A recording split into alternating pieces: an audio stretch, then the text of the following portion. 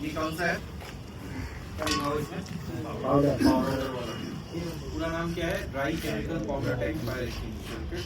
ये वाला क्या है? इसका कलर कोड क्या है? येलो कलर, ठीक है। कहीं पे येलो होता है, कहीं पे ग्रीन कलर होता है, तो ये कलर कोड से दूसरे में पहचान करती है फोम वाला एक्सटिंग्विशर, ठीक है। ये क्या है? इसमें हॉर्न लगा हुआ है एंड इसका कलर कोड, कलर बैंड क्या है? ब्लैक मतलब क्या इंडिकेट कर रहा है? Carbon dioxide. पानी वाला एक्सटिंग्विशर हम नहीं लाए क्योंकि मैकेनिज्म सेम ही है। पानी वाला एक्सटिंग्विशर में कलर बैंड क्या होगा? रेड होगा, ठीक है। यहाँ पे रेड होगा, मतलब कलर बैंड भी रेड होगा उसका। और क्या है? क्लीन एजेंट एक्सटिंग्विशर होगा तो ग्रीन होगा, ये रेड केमिकल एक्सटिंग्विशर होगा तो येलो होगा। तो ऐसे तरीके के एक्सटिंग्विशर हम लोग यूज कर सकते हैं। अभी जैसे मैं बोला था कि दो तरीके का मैकेनिज्म होता है। एक ऐसे तरीके के एक्सटिंग्विशर को हम लोग क्या बोलते हैं? Store pressure type extinguisher. इसमें एक्सटिंग्विशिंग एजेंट मतलब पाउडर, पानी या फिर जो भी चीज अंदर में हो, इसको बाहर लाने के लिए जो प्रेशर चाहिए वो प्रेशर ऑलरेडी अंदर में डला हुआ है। जैसे कंप्रेस्ड एयर से डला हुआ हो सकता है, कंप्रेस्ड नाइट्रोजन या कार्बन डाइऑक्साइड हो सकता है, इवन कंप्रेस्ड एयर हो सकता है। कैसे इस्तेमाल करना है, कौन से फायर में इस्तेमाल करना है, बोल के हम यूज करेंगे फॉर दिस। ये वाला पाउडर टाइप एक्सटिंग्विशर कौन कौन से फायर में यूज हो सकता है? सॉलिड को कौन सा क्लास ऑफ फायर बोलते हैं? Class A. Class A, very good. तो क्लास ए में यूज हो सकता है। Class B liquid type of fire, liquid मतलब petrol, diesel, kerosene, alcohol use हो सकता है। And third is gas. Gas fire generally unconfined area में दिखाना मुश्किल है, कन्फाइंड एरिया में घर के अंदर में बहुत इजीली विजिबल होते हैं।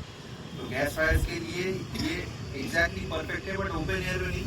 कौन सी जगह में? कन्फाइंड एरिया, मतलब घर के अंदर। क्यों? क्योंकि जब पाउडर स्प्रे करते हैं, पाउडर धूल के जैसा, डस्ट के जैसा हवा में उड़ने लगता है, बादल के जैसा फैलने लगता है। अभी स्प्रे करेंगे तो समझ में आ जाएगा, ठीक है। और ये गैस को भी काफी हद तक कवर कर सकता है। तो दैट इज व्हाई इसको हम लोग ABC type fire extinguisher use करते हैं, ठीक है। ABC powder type fire extinguisher.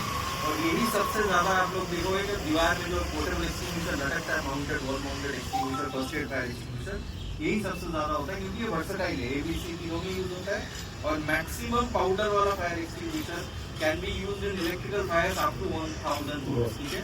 तो 1000 वोल्ट तक हम इसको इलेक्ट्रिकल फायर के ऊपर में भी यूज कर सकते हैं ज्यादातर क्षेत्र में। और बट फिर भी इलेक्ट्रिकल फायर में यूज करने से पहले स्टिकर चेक कर लेना कि कितना वोल्टेज तक यूज करने के बाद यहाँ पे लिखा हुआ है। क्योंकि हाई वोल्टेज में गलती से अगर यूज कर लेंगे और उसके लिए बना हुआ नहीं है तो क्या बोले थे? उल्टा कंडक्ट हो जाएगा।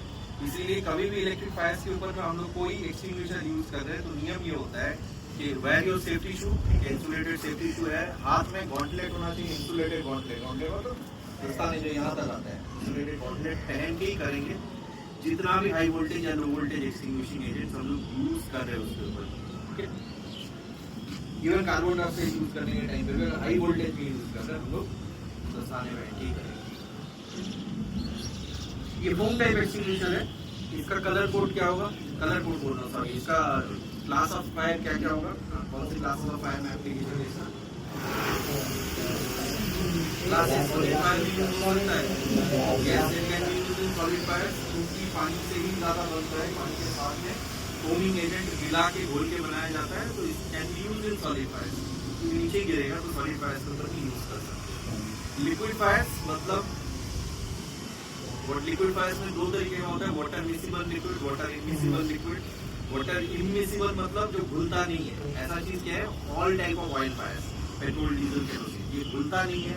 क्या बोले थे? ये हल्का होता है, इसीलिए उसके ऊपर में हम लोग generally water in jet form use नहीं कर पाते क्योंकि पानी भारी होता है, नीचे चला जाता है और तेल ऊपर में तैरता रहता है, उसको ऑक्सीजन जो मिलना चाहिए वो मिलता रहता है और वो जलता रहता है। तो इसीलिए foam is the best thing क्योंकि फोम तेल से भी हल्का है। एक्सपेंशन रेशियो हाई होता है, मतलब सरफेस वाले तेल के ऊपर में डालोगे तो तेल के ऊपर में बहता हुआ जाके पूरा ब्लैंकेटिंग इफेक्ट कवर करता है, ब्लैंकेट के जैसा इफेक्ट डेवलप करता है और बाहर का जो ऑक्सीजन सप्लाई है इसको कट ऑफ करते हैं। इस प्रोसेस को क्या बोलते हैं? स्मॉदरिंग। ऑक्सीजन सप्लाई को कट ऑफ करती है। जब भी एक चादर बना देता है, पूरा कवर कर देता है, बाहर का ऑक्सीजन सप्लाई कट ऑफ हो गया, फायर को ऑक्सीजन सप्लाई नहीं मिलेगा तो फायर सस्टेन कर पाएगा, एज पर फायर पैटर्न नहीं कर पाएगा, आग हो जाएगा। एंड साथ में ठंडा भी होता है, कूलिंग एंड स्मॉदरिंग इफेक्ट से बुझाता है। ये एक्सटिंग्विशर भी सेम तरीके से बुझाता है, कूलिंग एंड स्मॉदरिंग। इसमें कूलिंग और भी बेटर है, स्मॉदरिंग भी बेटर है, ठीक है।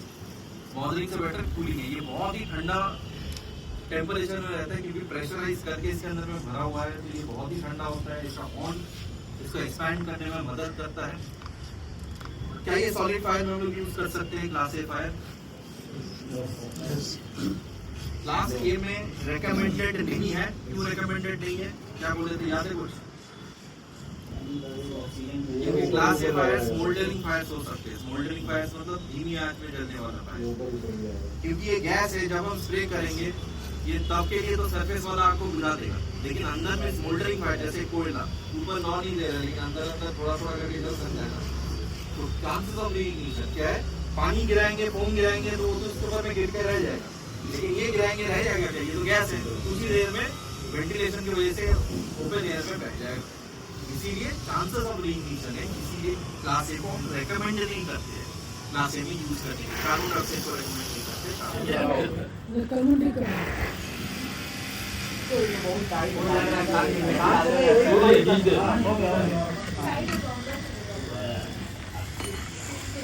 करो मैंने 2 मीटर दूरी बरकरार रखना है।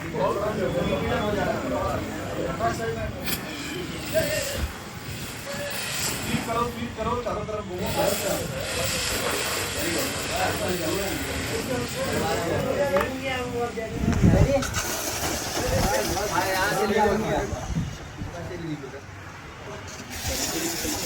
खराब